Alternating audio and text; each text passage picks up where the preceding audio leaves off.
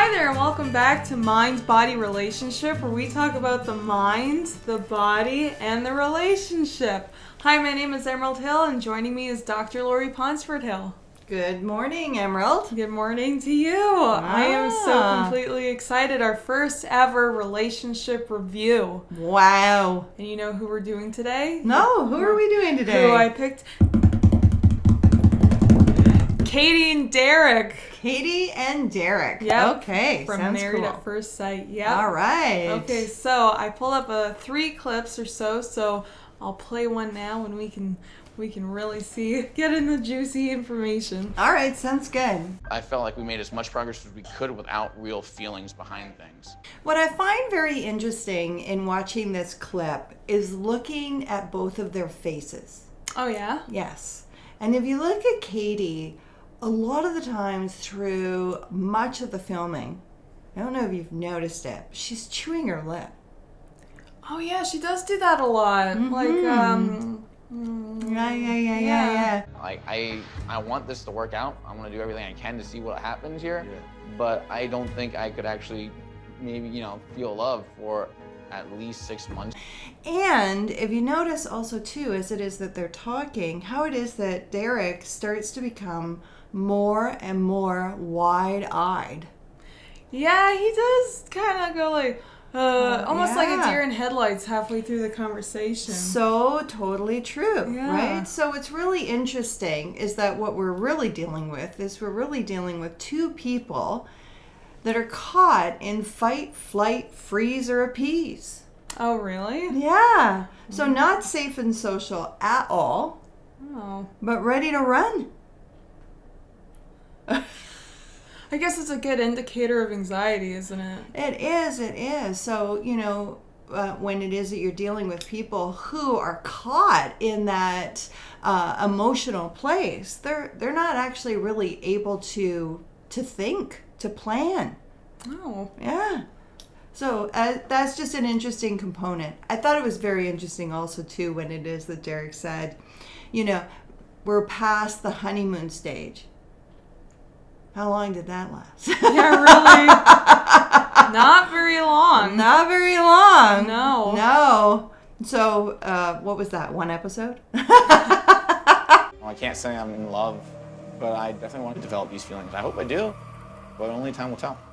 So I'm thinking that just in regards to the people who apply to be a part of this show, right, to be a part of Married at First Sight, would be people who are just naturally, personality-wise, somewhat risky.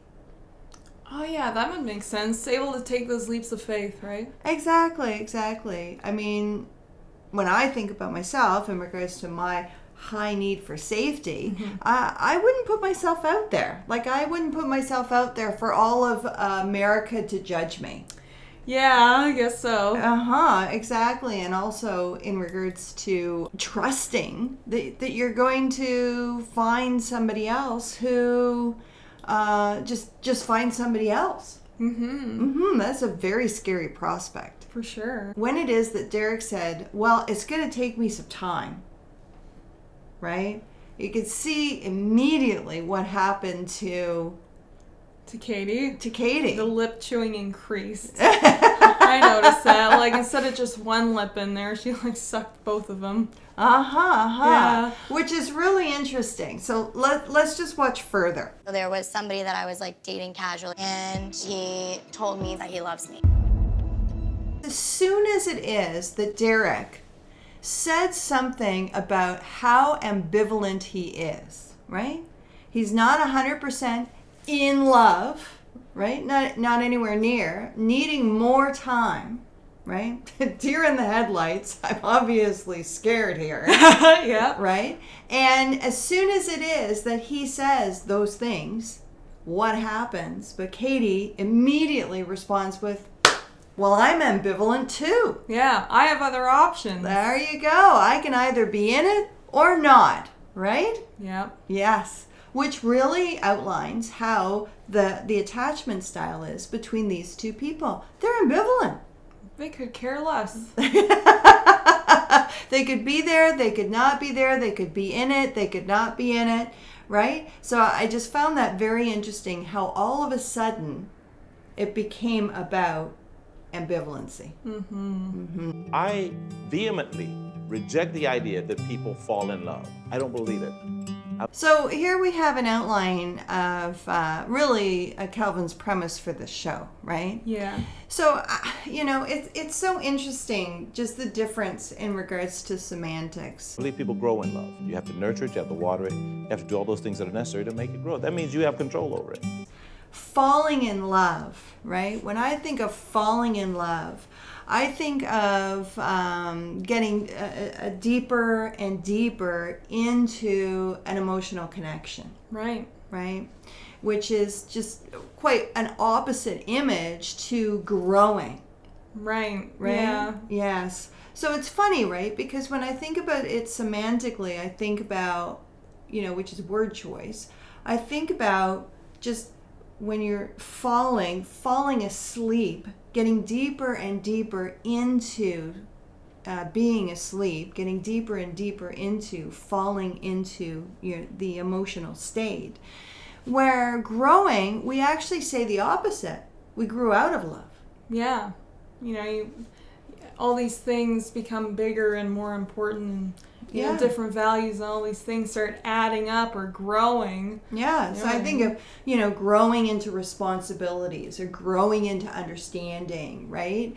I don't think about it in those sorts of terms, because I think about, when I think of growth, right? Two people have to grow at the same state, or else what happens if one person grows more than the other? All of this is a frustration zone. Oh, yeah. So when I think of growth, I think of growing apart. Yeah.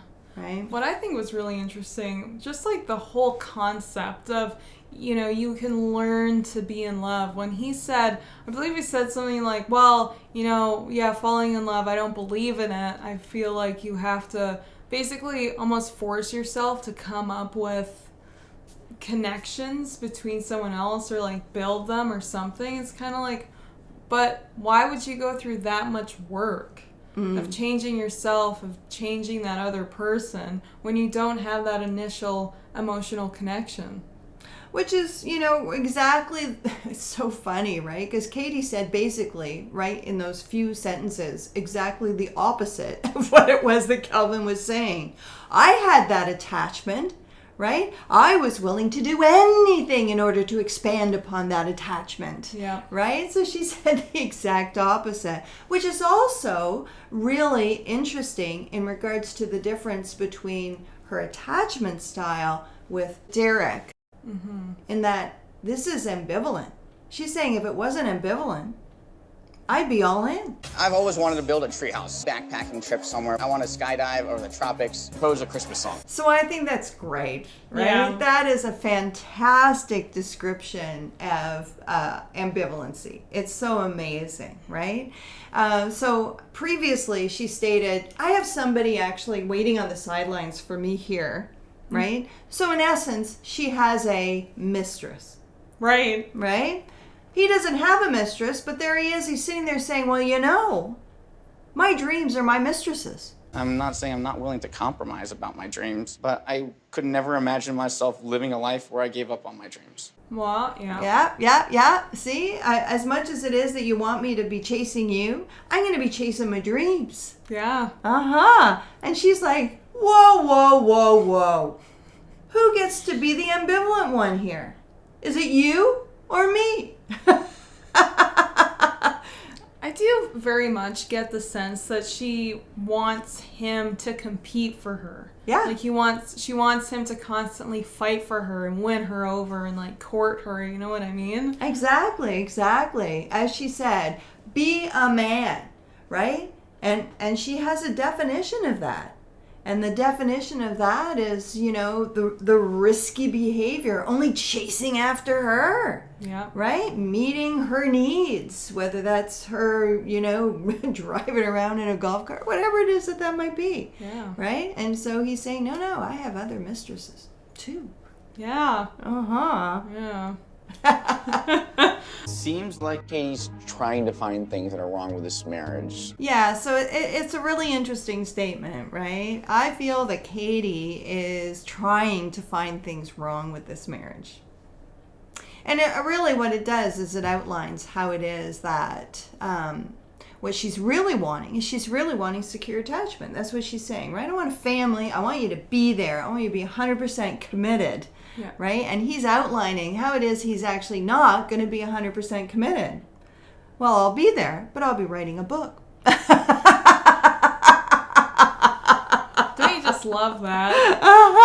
Exactly. He has no idea that he's actually really saying, I'm going to be there and not be there all at the same time. It's kind of interesting because at first you watched it and you're like, yeah, she isn't being supportive. But then when you really like put it into context, like think about it, like she's going to be with the kids, trying to get them ready for school, trying to like do all these things, feed them, do the whatever, her full-time job. You can see it like too, like, oh, mom walked in and dad was on his computer writing his book and she got mad and he was like, well, I'm writing a book and this is important to me. Like you can see it, like you can see how it's going to be a problem. Exactly. So, I mean, it's very, very interesting, right? Because the truth is that people really long for secure attachment, right? They actually really know that they're secure. They want to know that the other person is going to be there 100% of the time. What we have here is we have pretty much the exact opposite. Yeah. Right? And so, and it's interesting how it is that some people who actually really cannot, for whatever reason, their historical past, create secure attachment, they actually search for people who are not secure. Makes sense. So it's interesting. They actually seek out people who cannot be caught. Right. Yeah. So if you think about seeking out someone who's already married, or travels a lot, or is obsessed with work, or a sport, or whatever it is that might be, right? They're there and not there all at the same time. So it's actually really quite interesting how it is that this has been set up. Right. She has someone elsewhere already, right? Yeah. He has dreams he wants to go for already. Yeah. Both of them actually really seeking out individuals who cannot be caught. And that's exactly what she's saying. Wait a minute. Are you saying I can't catch you? And he's saying yes. And he is saying yes. And that's actually really the fight. He was saying it prior, right? In regards to whoever it is that other person is she's talking about, which, to tell you the honest truth, most probably is someone who cannot be caught. Well, I mean, that would make sense. Like, why aren't they in a relationship And she's before? on this show. Yeah. Exactly. Yes. And, it's interesting too, right? I mean, it's a fantastic way to make someone chase you. Oh, for sure. Right? Because that whoever it is that person was not an issue at the start of the show, but then all of a sudden came running forward to say, I love you. Oh, that's an interesting setup. Yeah. Yeah. A power play. You want to talk about some of it? Yes, but I know that you don't want to, so we can talk about it another time. Ooh. The conflict, the power struggle. Isn't it amazing? It is. It's amazing to watch. When you said they were ambivalent, I didn't realize until we watched that clip that it was all about, like, I don't care as much as you care. And then, I don't care as much as you care. And it's like this constant back and forth of, I don't care. Oh, exactly. So strange. Yes. I expect you to be there for me. Well, I'm sorry, but I can't be there for you. I was trying to take that moment when I said, all right, well, I'm with you, but I don't want to talk about this too much more. You expect too much. I just expect you to be there. Well, I can't be there. And around it goes. Yeah, it really is interesting. Like, I want you to be there for me. Well, I want you to be there for me. Well, I can't be there for you. Well, then I can't be there for you. It's like, oh my God, guys. Exactly. So I think that it's really impressive when it is that you sit down and you watch these clips, because I think it's really good just to be able to pay attention to the attachment style. You know what? Attachment styles come from somewhere. They come from your relationship with your parental figures, right? And that is a subconscious drive. It's not even a conscious awareness. Right. So as much as it is that Calvin says, I think that it's not necessarily about a feeling that grows. It is about a learning that needs to happen. For sure. Right? So not based in feeling, but based in the work of expanding your attachment. Right. That's an interesting statement. Well, it doesn't make sense to me personally, because have you ever tried to make something work that you have no passion about? Like math? You know what I mean? Like if I loved math and I just didn't get it, I think eventually I get it because I love it. But if I don't love it, then I'm not going to work at it 24/7. Oh, so totally true, right? We gravitate towards things that make us feel important, significant, special. And if you're in a relationship that is not attracting you, right, then how are you going to be attracted? Yeah. It makes sense, if she had the same dreams as him. Like, if they met at a dream convention and they were like, this is my list and this is your list, and hey, wow, we have the 10 same things. Let's go skydiving together. That would make sense that they would both be chasing the dream together. Yes. And instead, it's the exact opposite, right? The goal is to build one another up. That's a committed relationship. That's marital relationship, right? You'd like to attain this dream. This is how it is that I can help you with that. This is how it is that I can be there for you in that. That's secure attachment. Right? What this is wow, what you're wanting is eroding my self-esteem. Yeah. Right? So I feel smaller and smaller the more it is that you have dreams and aspirations. Yeah.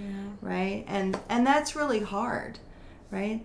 Secure attachment is about healthy boundaries, healthy relationship, healthy sense of self. Right. Right? And therefore high self-esteem.